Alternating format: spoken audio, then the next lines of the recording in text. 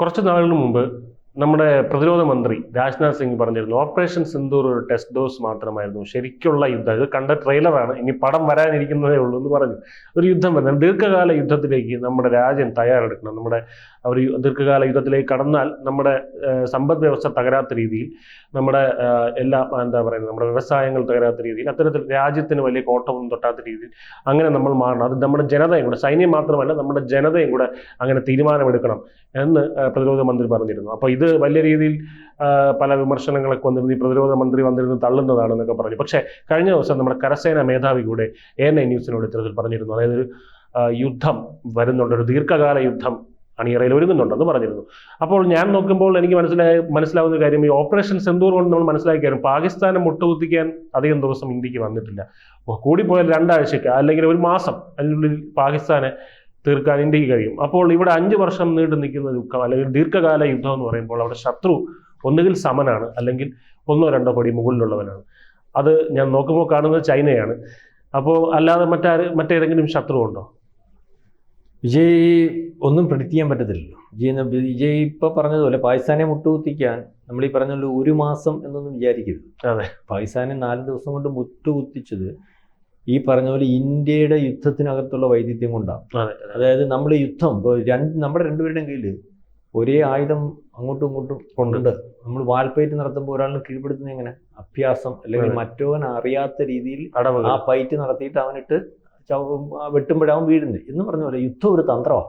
അതിനകത്ത് ആയുധങ്ങൾ ഒക്കെ ഉണ്ടാകും. അതുകൊണ്ട് തന്ത്രമാണെന്ന് പറഞ്ഞാൽ അതെങ്ങനെ ഉപയോഗിക്കുന്നത് ഈ 4 ദിവസത്തെ യുദ്ധത്തിന് മുമ്പ് 7 ദിവസം കൊണ്ട് തീർന്നൊരു യുദ്ധം ഇസ്രായേൽ ഉണ്ടായിരുന്നു. ഈജിപ്റ്റും അന്നത്തെ ഏറ്റവും വലിയ രാജ്യം, സൈന്യബലമുള്ള രാജ്യമായിരുന്നു ഈജിപ്റ്റ്. ആ കുഞ്ഞു രാജ്യം ഇസ്രായേലുമായിട്ട് 7 ഈ പറയുന്ന രാജ്യങ്ങൾ യുദ്ധം ചെയ്തു. അവരിതുപോലെ അന്ന് ആ യുദ്ധതന്ത്രം കൊണ്ട് ആ രാജ്യത്തെ മൊത്തം കീഴ്പ്പെടുത്തുക. അതാണെന്ന് ഇതിനു മുമ്പുള്ള റെക്കോർഡ്. മനസ്സിലാവുന്നുണ്ട്? തന്ത്രം എന്ന് വെച്ചാൽ അതാണ് യുദ്ധത്തിൽ ഏറ്റവും. അപ്പം യുദ്ധം 1 മാസം കൊണ്ടോ 4 ദിവസം കൊണ്ടോ ഒന്നും തീർക്കാൻ പറ്റുമെന്ന് പറഞ്ഞുകൊണ്ട് തുടങ്ങാൻ പറ്റുന്നതല്ല. ഇറാൻ ഇറാഖ് യുദ്ധം 10 കൊല്ലം നീണ്ടതാ. ഇപ്പൊ തന്നെ യുക്രൈൻ റഷ്യ യുദ്ധം നമ്മൾ എത്രയായി? നമ്മളന്ന് പറയുമായിരുന്നില്ല നമ്മൾ ഈ പറഞ്ഞതുപോലെ റഷ്യ എടുത്തൊക്കെ യുക്രൈൻ പിടിച്ചു നിൽക്കാൻ പറ്റും. പക്ഷെ 3 വർഷം പോട്ടെ, ഈ നമ്മുടെ ഇസ്രായേലും ഹൂത്തികളുമായിട്ടുള്ള യുദ്ധം തുടങ്ങിയിട്ട് എത്ര കാലമായി? ഹമാസ് തീർന്നു എന്ന് നമ്മൾ പറയുക. എന്തി തീർന്നോ? ഒന്നുമില്ല, തവിടുപൊടിയാ. ഫോട്ടോ കണ്ടിട്ടില്ലേ ഹമാസ് അവർ ഈ യുദ്ധം ചെയ്യുന്ന ഏരിയ? എന്നിട്ടും ഓരോ ദിവസവും അവനെ നേരിടേണ്ടി വരുമില്ലേ? ഇതുവരെ ബന്ദികളെ വിട്ടുകൊടുത്തിട്ടുണ്ടോ? അപ്പം ഇതേ രീതിയിലേക്ക് ഉള്ള ഒരു കാര്യമുണ്ട്. യുദ്ധത്തിന്റെ കാര്യത്തിനകത്ത് നമ്മൾ അങ്ങനെ തീരുമാനം എടുക്കാനൊന്നും പറ്റത്തില്ല. അപ്പൊ ഇപ്പം ഈ വിജയ് പറഞ്ഞു വന്നത് ഈ പറയുന്ന പോലെ നമ്മുടെ രാജ്യത്തിനകത്ത് പ്രതിരോധ മന്ത്രിയും ഒരുപക്ഷെ പ്രധാനമന്ത്രി പറഞ്ഞിട്ടില്ലെങ്കിലും അതുപോലെ ഉത്തരവാദിത്തപ്പെട്ടവരും കരസേന, നാവികസേന അല്ലെങ്കിൽ ഈ വ്യോമസേനയുടെ ഒക്കെ ഉത്തരവാദിത്തപ്പെട്ടവർ നമ്മളുടെ ഇത് തീർന്നിട്ടില്ല, അല്ലെങ്കിൽ സിന്ദൂർ തീർന്നിട്ടില്ലെന്ന് പ്രധാനമന്ത്രി പറഞ്ഞു. അത് അവിടെ പറഞ്ഞ അദ്ദേഹം നിർത്തി. അപ്പം അതിനുശേഷം പല ബൈറ്റുകളും പല കാര്യങ്ങളും നമ്മൾ പരിശോധിക്കുമ്പോൾ, അല്ലെങ്കിൽ നമ്മുടെ കരസേനയുടെയും നാവികസേനയുടെയും വ്യോമസേനയുടെയും ഒക്കെ തയ്യാറെടുപ്പുകൾ നമ്മൾ പരിശോധിക്കുമ്പോൾ പ്രതിരോധ മേഖലയിൽ അതിനുശേഷം നമ്മൾ കൊടുത്ത ഫണ്ടുകൾ 50,000 കോടി കൊടുക്കുന്നു, 1,00,000 കോടി കൊടുക്കുന്നു. എല്ലാ പ്രതിരോധ മേഖലയിലെയും ഉദ്യോഗസ്ഥന്മാർക്ക് അതാത് മേഖലയിൽ എന്തെല്ലാം കുഴപ്പമുണ്ടെന്ന് കണ്ടെത്തി അത് അതിൻ്റെ വലിപ്പത്തിൽ തീർക്കാൻ പറഞ്ഞിരിക്കുകയാണ്. അതിനുള്ള ഉത്തരവാദിത്വം കൊടുത്തിരിക്കുകയാണ്. മാത്രവുമല്ല തിരിച്ചടിക്കും തീരുമാനം ഒരുപക്ഷെ ആലോചിച്ചിട്ട് എങ്ങനെ വേണം തീരുമാനിക്കാൻ വേണ്ടി പറഞ്ഞു. അപ്പൊ യുദ്ധസജ്ജമാകുന്നു ഇന്ത്യ. എന്തിനൊക്കെയോ വേണ്ടി തയ്യാറെടുക്കുന്നു. അങ്ങനെ എന്തിനൊക്കെയോ വേണ്ടി തയ്യാറെടുക്കുകയും അല്ലെങ്കിൽ ഒരു യുദ്ധം നാളെ കാലത്ത് ഉണ്ടാകും എന്ന് ഈ പറയുന്ന ഉത്തരവാദിത്തപ്പെട്ടവർ ജനത്തിനോടും ലോകത്തോടും വിളിച്ചു പറയുന്നതിന് 2 ഉദ്ദേശമുണ്ട്. ഒന്ന്, ലോകത്തോട് വിളിച്ചു പറയുന്നത് ഏത് വന്നാലും നമ്മൾ മാറുന്നൊരവസ്ഥയില്ല, ഞങ്ങൾ നേരിട്ടോളാം. നേരത്തെ സിന്ധുവിന്റെ വിഷയത്തിലും അങ്ങനെയായിരുന്നു.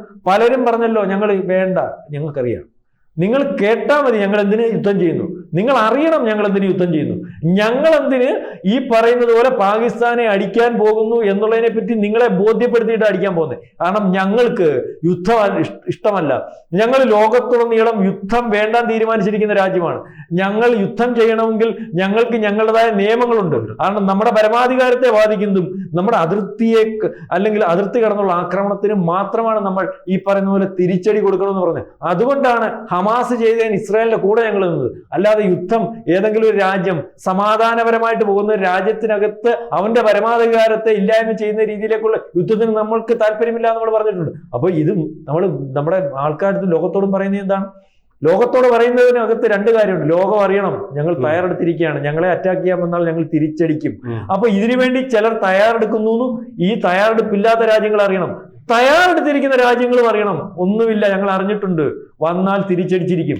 അത് 5 കൊല്ലമായാലും 10 കൊല്ലമായാലും തിരിച്ചടിക്കാൻ പ്രാപ്തമായിട്ടുള്ള ഒരു രാജ്യവും ഒരു സൈന്യവും ഒക്കെയാണ് നമ്മുടെ പുറകിലുള്ളത്. ഇതിന്റെ കൂടെ നമ്മുടെ രാജ്യത്തുള്ള ആൾക്കാർ വിചാരിക്കണം, നമ്മുടെ രാജ്യത്തുള്ളവർ പ്രത്യേകിച്ചും കേരളക്കാരനെ ഇവിടെ നിന്ന് പാകിസ്ഥാന്റെ കൂട്ടത്തിൽ ചിന്താമ വിളിക്കുന്നുണ്ട്, അമേരിക്ക താരിഫ് ഏർപ്പെടുത്തുമ്പോൾ അമേരിക്ക ഒന്നും ചെയ്യാൻ പറ്റത്തില്ലെന്ന് പറയുന്നുണ്ട്. ഇവനൊക്കെ ഇവിടുത്തെ ഗുണമൊന്നും അനുഭവിച്ചിട്ടില്ല. വിഭജന സമയത്ത് നമ്മൾ ദുഃഖം അനുഭവിച്ചിട്ടില്ല, യുദ്ധത്തിന്റെ സമയത്ത് ദുഃഖം അനുഭവിച്ചിട്ടില്ല.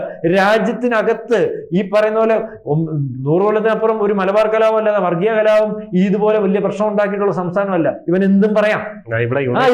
United States of south India വേണമെന്ന് പറഞ്ഞ് നടക്കുന്ന പോലെ ഇവൻ എന്തും പറയാം, നൊന്തിട്ടില്ല, മനസ്സിലായി, നൊന്നിട്ടില്ല. അപ്പൊ അവരെന്തും പറയും. അപ്പം ആ പറയുന്നത് പോലെ അങ്ങനെ ഇരിക്കുന്നവനും ഈ രാജ്യത്തിന് വേണ്ടി നോവാനിരിക്കുന്നതാണ്. ഇത് 4 ദിവസത്തെ യുദ്ധം നമ്മൾ ആൾക്കാർക്കൊന്നും സംഭവിച്ചില്ല.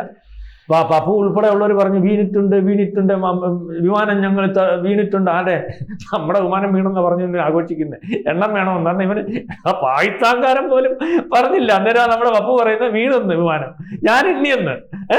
അപ്പൊ പറയാം ഇയാൾ എണ്ണിയതേ ഉള്ളൂ, ലോകത്തെ കാണിക്കാൻ ഞാൻ മാത്രമേ കണ്ടുള്ളൂ, മനസ്സിലായില്ലേ? അപ്പൊ അതേ രീതിയിലുള്ള പ്രതിപക്ഷത. അപ്പം ആ രാജ്യത്തോട് 4 ദിവസത്തെ യുദ്ധത്തിനകത്ത് നമുക്ക് പരാജയം പറ്റിയിട്ടില്ല. നമ്മൾ ഇനിയും ചെയ്യുന്ന യുദ്ധത്തിനകത്ത് നമ്മളെ കീഴ്പ്പെടുത്തുന്നതിന് തയ്യാറായി വരുന്ന യുദ്ധമായിരിക്കും. ശത്രുക്കൾ അത്രയ്ക്ക് തയ്യാറെടുപ്പിലായിരിക്കും. അപ്പൊ നമുക്ക് സഫർ ചെയ്യേണ്ടി വരും, യുദ്ധം നീണ്ടുപോകും, നമുക്ക് സാമ്പത്തിക ബുദ്ധിമുട്ട് വരും, നമുക്ക് കാഷ്വാലിറ്റി സംഭവിക്കും. അപ്പൊ മാനസികമായിട്ടും ശാരീരികമായിട്ടും എല്ലാം എന്തിനും നേരിടാൻ ജനം കൂടെ യുദ്ധത്തിന് തയ്യാറാവണം എന്നുള്ള രീതിയിലാണ് ഇന്നലെ ഒരു ബൈറ്റ് അദ്ദേഹം എന്നെ കൊടുത്തിരിക്കുന്നത്. അത് നമ്മുടെ ഈ 3 സൈനിക ഇതിന്റെയും കൂടെ തലവനുണ്ടല്ലോ അദ്ദേഹം കൊടുത്തിരിക്കും. അപ്പൊ ഇതിനകത്ത് ഒരു പ്രശ്നം അല്ലെങ്കിൽ ഒരു കാര്യം, ലോകം മൊത്തം യുദ്ധത്തിന്റെ ഒരു വക്കിലാട്ടോ. ലോകത്ത് നമ്മൾ വിചാരിക്കുന്നില്ല, നാറ്റോ, യൂറോപ്യൻ രാജ്യങ്ങൾ പറയുന്ന ഇസ്രായേലും ഇറാനും തമ്മിൽ വേണ്ടി വന്നാൽ ഈ ഇറാൻ ഏത് സമയത്തും അമേരിക്കയെ പോലും അടിക്കാൻ വേണ്ടി പറയുന്ന തയ്യാറെടുപ്പ്. ഇപ്പൊ തന്നെ യുക്രൈൻ റഷ്യ യുദ്ധം വ്യാപിക്കാൻ സാധ്യതയാണ്. എന്നാലും 10,000 സൈനികരെ നാറ്റോ അങ്ങോട്ട് കൊണ്ടുവരുമെന്ന് പറഞ്ഞു. കൊണ്ടുവന്ന് ഇറക്കി അന്നടിക്കുമെന്നാണ് പറഞ്ഞത്. ആരെ അടിക്കുന്നു? ജർമ്മനിയെയും അല്ലെങ്കിൽ പറയുന്ന ബ്രിട്ടനെയും മറ്റു രാജ്യങ്ങളെയൊക്കെ അടിക്കുന്നു. അപ്പൊ അതേ രീതിയിലേക്ക് ലോകം മൊത്തം ആ ഒരു പ്രഷറിലേക്ക് പോകുന്നു. പക്ഷെ ഇന്ത്യക്കകത്ത് അമേരിക്കയുടെ നീക്കം പല രീതിയിൽ നടക്കുമ്പോൾ ഇന്ത്യയെ സാമ്പത്തികമായിട്ട് തകർക്കുന്നതിന് വേണ്ടി താരിഫിന്റെ രൂപത്തിലൊന്നും നടക്കുന്നില്ല, മറ്റു പല രൂപത്തിൽ നോക്കിയിട്ട് നടക്കുന്നില്ല. ഒരു യുദ്ധം അതിനുവേണ്ടി അതിലൊരു സംശയം ചോദിച്ചിട്ടുണ്ട് സാർ. ഇപ്പൊ ആദ്യം അടിക്കില്ല എന്നുള്ളൊരു പോളിസി അല്ലെ? അപ്പോൾ ഇത് ഒരു യുദ്ധമുഖത്തിലേക്ക് വരുന്നത് എങ്ങനെയായിരിക്കും? ഇപ്പൊ തന്നെ കഴിഞ്ഞ ദിവസങ്ങളിൽ റിപ്പോർട്ടുകൾ വന്നുകൊണ്ടിരിക്കുകയാണ്. ഇവിടെ നുഴഞ്ഞുകയറ്റം നടത്തിക്കൊണ്ടിരിക്കുന്നത് ഇത് തന്നെയായിരിക്കും. ഏതെങ്കിലും രീതിയിൽ എവിടെയും തീവ്രവാദം പൊട്ടിത്തെറിയൊക്കെ ഉണ്ടാവും. അത് അവന്മാരെ ചെയ്യത്തുള്ളൂ, അവന്മാരുടെ ഭാഗമായിട്ടേ ചെയ്യത്തുള്ളൂ. അതിനുശേഷം ആയിരിക്കേണ്ടത് ഉണ്ടാകുന്നത് ആ രീതിയിലേക്കുള്ള ഒരു നീക്കമായിരിക്കും. ഈ ചിക്കൻ നെക്കിനകത്ത് അവിടെ ഒരു പ്രശ്നം ഉണ്ടാകാനുള്ള സാധ്യത. മാത്രമല്ല ഇപ്പൊ ബംഗ്ലാദേശിനകത്ത് സിലിഗുരി അതൊക്കെ അവർ ഉണ്ടാക്കാൻ പ്രശ്നം ഉണ്ടാക്കാൻ നേരത്തെ 1-2 അതിൽ നമ്മൾ അവിടെ നേരത്തെ ഒരു സൈനിക നീക്കം നടത്തി, സൈനികാഭ്യാസം നടത്തിയത്. അവിടുത്തെ ഈ പറയുന്നത് പോലെ ബംഗ്ലാദേശിലെ ഇപ്പൊ ഇരിക്കുന്ന ഭരണാധികാരി ഉണ്ടല്ലോ, വരുന്നത് മുഹമ്മദ് യൂനസ്. അയാൾക്ക് അതിനകത്ത് ഈ യുദ്ധം ഉണ്ടാക്കിയുള്ള ഗുണമെന്ന് പറഞ്ഞാൽ യുദ്ധം ഉണ്ടാകുമ്പോൾ അതിനകത്ത് വിഘടിച്ചിരിക്കുന്ന ജനങ്ങൾ ഒന്നിച്ചിരിക്കും. അപ്പൊ അതിനകത്ത് ഇയാൾക്ക് ജനപിന്തുണ കുറഞ്ഞു. ഇയാളെ സ്ഥാപിക്കുന്നതിനകത്ത് വന്ന ആൾക്കാർ പറഞ്ഞപ്പോൾ അതിനകത്ത് ഇവൻ ഈ പട്ടാളത്തിനകത്തൊരു ചരിത്രമുണ്ട്. ഇവന്റെ ഭാഗമായിട്ടിരിക്കുന്ന വർഗീയവാദികൾ അല്ലെങ്കിൽ ഈ വർഗീയമായിട്ട് മാത്രം ചിന്തിക്കുന്ന പട്ടാള നേതാവ് കുറെ ഉദ്യോഗസ്ഥന്മാരുണ്ട്. അവനെ പിടിച്ചുകൊണ്ട് അതിർത്തിയിൽ ഒരു പ്രശ്നം ഉണ്ടാക്കാൻ വേണ്ടി ശ്രമിച്ചു. അത് നമുക്ക് രഹസ്യാന്വേഷണമായിട്ട് നമുക്ക് അതിന്റെ അറിയിപ്പ് കിട്ടിയോണ്ടാണ് നമ്മൾ അവിടെ ഒരു വലിയ അഭ്യാസം നടത്തി. AI വെച്ചൊക്കെ ഉള്ള വലിയ അഭ്യാസമായിരുന്നു ചിക്കനൊക്കെ. അന്നേരം അവിടുത്തെ ഇപ്പോഴത്തെ സൈനിക മേധാവി പറഞ്ഞത്, ദൈവത്തെ ഓർത്ത് അവിടെ ചെന്ന് കളിക്കാൻ നിൽക്കല്ലേ. അയാൾ പറഞ്ഞത് ഇന്ത്യയുടെ കളിക്കാൻ നിൽക്കരുത്. നിങ്ങൾ കണ്ടല്ലോ പാകിസ്ഥാന്റെ അവസ്ഥ. ഇതിന്റെ കൂടെ അടിക്കാൻ ആവശ്യമില്ലാത്ത പണിക്ക് നിൽക്കരുത്, ചുമ്മാ അടി മേടിച്ച് മൊത്തം തീർന്നു പോകും. അങ്ങനെയാന്ന് നിർത്തുന്നത്. അപ്പം ഇത് ഏത് സമയവും ആ ഒരു തയ്യാറെടുപ്പിലേക്ക് നിൽക്കുകയാണ്. മാത്രമല്ല ഈ IS എന്ന് പറയുന്ന അല്ലെങ്കിൽ അമേരിക്കൻ ചാരസംഘടന ഉണ്ടല്ലോ, ഈ പട്ടാളത്തിനകത്തും ബംഗ്ലാദേശ് പട്ടാളത്തിന്റെ പല രീതിയിലും നുഴഞ്ഞു കയറി വിഷയങ്ങൾ ഉണ്ടാക്കുന്നതിന് വേണ്ടി അമേരിക്കയുടെ പാകിസ്ഥാൻ ചാരസംഘം ബംഗ്ലാദേശിൽ സജീവമായിട്ടുണ്ട്. ISI ആണ്, പക്ഷെ ISIS തന്നെ വിളിക്കാണ്, ഞാൻ അങ്ങനെ അതുകൊണ്ടാ പറഞ്ഞത് ISI. അപ്പം അവരും അവിടെ തയ്യാറെടുക്കുന്നത്. അപ്പൊ ഏത് രീതിയിലും നമുക്കെതിരെ ത്രട്ട് അതിനുവേണ്ടിയുള്ള ഒരു നീക്കങ്ങളാണ്. അതിനാണല്ലോ നമ്മുടെ ഭാഗമായിട്ട് നിന്നതുകൊണ്ടാണല്ലോ ബംഗ്ലാദേശിനെ അസ്ഥിരപ്പെടുത്തിയത്. ഇപ്പം അതിനെ അസ്ഥിരപ്പെടുത്തിയതിന് ശേഷവും വിചാരിക്കുന്ന രീതിയിലൊക്കെ ഉള്ള ഒരു അസ്ഥിരപ്പെടുത്തുന്നത് ശേഷം അസ്ഥിരപ്പെടുത്തുന്നവർ വിചാരിക്കുന്ന രീതിയിലേക്ക് രാജ്യത്തെ കാര്യങ്ങൾ പോകണമെന്നില്ല. ഇപ്പൊ അത് പൂർണ്ണമായിട്ട് അമേരിക്കയ്ക്ക് നിയന്ത്രിക്കാൻ വയ്യാത്ത അവസ്ഥയിലായി, ഭീകരന്മാരുടെ അല്ലെങ്കിൽ മതമൂല്യവാദികളുടെ കയ്യിലായി. മനസ്സിലായില്ലേ? അപ്പൊ അമേരിക്ക അട്ടിമറിച്ചത്, എന്നിട്ട് ഊനസിനെ അവർ കത്തിക്കും. ഇപ്പൊ അവിടെ പറഞ്ഞ് ഇപ്പൊ വേറെ പ്രശ്നം നടന്നുകൊണ്ടിരിക്കുക. കണ്ടില്ല ഈ മറ്റേ ഇവരുടെ സുന്നി പണ്ഡിതന്മാരെ എല്ലാം കൂടെ അടക്കം ചെയ്തവനെ വെളി എടുത്തു വെച്ചിട്ട് കത്തിക്കുക. അത്രയ്ക്ക് ദോഷം ആ രീതിയിലേക്കുള്ള കാര്യം. ഇപ്പൊ അതൊക്കെ പോട്ടെ. ഇപ്പൊ നമ്മുടെ കാര്യം ഇത് തന്നെയാണ്. നമുക്ക് ശത്രുക്കൾ, 2.5 ശത്രുക്കളാ എപ്പോഴും പറയാം. ഒന്നെങ്കിൽ പാകിസ്ഥാനെ ചൈന, അല്ലെങ്കിൽ പാകിസ്ഥാനെ ബംഗ്ലാദേശ്, പിന്നെ അകത്ത് നമ്മുടെ അകത്തുള്ള ആഭ്യന്തര ശത്രുക്കള്. അത് നിങ്ങൾക്ക് അറിയാമല്ലോ ആരാണ്. മനസ്സിലായി? കണ്ടില്ലേ? താരിഫിന്റെ വിഷയം വരുമ്പം ഓർച്ചൂരി യാത്ര, അല്ലെങ്കിൽ വേറെ വിഷയം വരുമ്പം ഈ മറ്റു യാത്രകള്, അല്ല അത് ശരിക്കും പപ്പു ആണോ മറ്റേ തീവ്രവാദികളല്ലേ ഉദ്ദേശിച്ചത്? ഈ പറയുന്ന ആഭ്യന്തര ശത്രുക്കൾ എന്ന് പറഞ്ഞാൽ തീവ്രവാദികളല്ല. അല്ല, ഈ പറയുന്ന ശത്രു തീവ്രവാദികൾ ഇങ്ങോട്ട് പപ്പു തീവ്രവാദി അങ്ങനെയാണ് എപ്പോഴും നമ്മൾ ക്ലിപ്പ് ചെയ്ത് അകത്തിടത്തില്ല. തീവ്രവാദിയുടെ മോഹം ഉണ്ടെങ്കിൽ മനസ്സിലാണ്ട്. ആഭ്യന്തര ശത്രുക്കൾ എന്ന് പറഞ്ഞാൽ ജനം നോക്കുമ്പോ എങ്ങനെ ന്യായമായ കാര്യം. വോട്ടെല്ലാം കൂടെ മോട്ടിച്ചെന്നോ മോദി വന്നേ. നോക്കുമ്പോ അറിയത്തില്ലല്ലോ എന്തോ പറയുന്നില്ല. ചുമ്മാ പുകമറ സൃഷ്ടിച്ചങ്ങ് പോവല്ലേ. അപ്പൊ ആ രീതിയിലേക്കുള്ള കാര്യങ്ങളാണ്. അതാണ് ഈ വർത്തമാനത്തിന്റെ കാര്യം. നിസ്സാരമല്ല, അത്തരത്തിലേക്കാണ് കാര്യങ്ങൾ.